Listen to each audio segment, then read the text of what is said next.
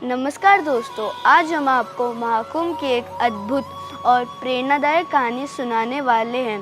क्या आप जानते हैं कि महाकुंभ केवल एक धार्मिक आयोजन नहीं बल्कि हमारी संस्कृति और परंपराओं का प्रतीक है। तो आइए इसकी शुरुआत करें।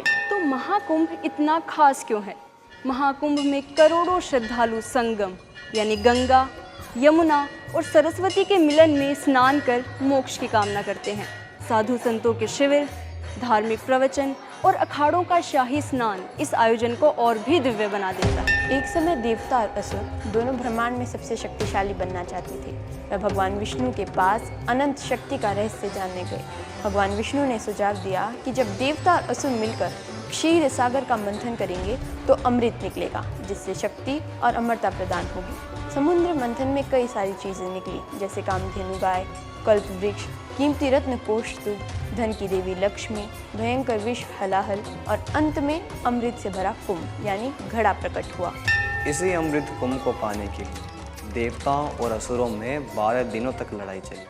हालांकि देवताओं का एक दिन इंसानों के 1 साल के बराबर होता है। उसी लड़ाई और खींचातानी के दौरान अमृत कुंभ की कुछ बूंद 4 अलग अलग जगह पे जागी। वे 4 जगह हैं आज के हरिद्वार, प्रयागराज, उज्जैन और नासिक। इन्हीं 4 स्थानों पर कुंभ का आयोजन होता है। इस महासंयोग के पीछे ज्योतिषीय गणना का बड़ा महत्व है।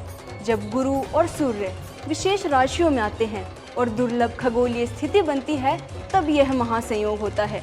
इसे सबसे शुभ समय माना जाता है और इस दौरान संगम में स्नान को अद्वितीय पुण्यदायी बताया गया है। 144 वर्ष का यह महाकुंभ इतना दुर्लभ क्यों है? क्योंकि यह कई पीढ़ियों में से किसी एक को ही देखने मिलता है। हमारे पूर्वज कहते हैं कि जो व्यक्ति इस महासंयोग के संगम में स्नान करता है उसे मोक्ष की प्राप्ति होती है। कुंभ 4 प्रकार से मनाया जाता है। कुंभ हर 12 साल बाद हरिद्वार, प्रयागराज, उज्जैन और नासिक में बारी बारी से होता है।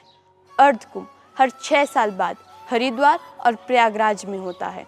पूर्ण कुंभ हर 12 साल बाद प्रयागराज में होता है और महाकुंभ हर 12वें कुंभ पर यानी 12 कुंभों के पूरे होने पर महाकुंभ का आयोजन होता है। यह हमेशा प्रयागराज में ही होता है। प्रयागराज गंगा, यमुना और सरस्वती नदी के संगम पर स्थित है। इसे तीर्थराज यानी तीर्थों का राजा भी कहा जाता है। यहाँ महाकुंभ का आयोजन अद्वितीय होता है।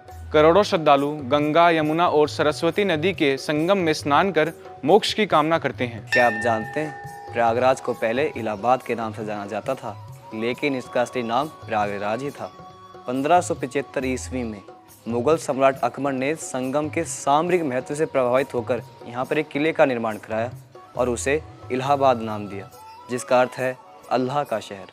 समय के साथ यह इलाहाबाद नाम से जाना जाने लगा, लेकिन अक्टूबर 2018 में उत्तर प्रदेश सरकार ने फिर से इसका नाम बदलकर प्रयागराज कर दिया। महाकुंभ केवल एक धार्मिक आयोजन नहीं बल्कि भारतीय संस्कृति और श्रद्धा का प्रतीक है। यह हमें सिखाता है कि आस्था और एकता से बड़ी कोई ताकत नहीं। तो इस बार महाकुंभ के दौरान संगम में स्नान करने और दिव्य अनुभूति का हिस्सा बनने से ना चूके। हर हर गंगे।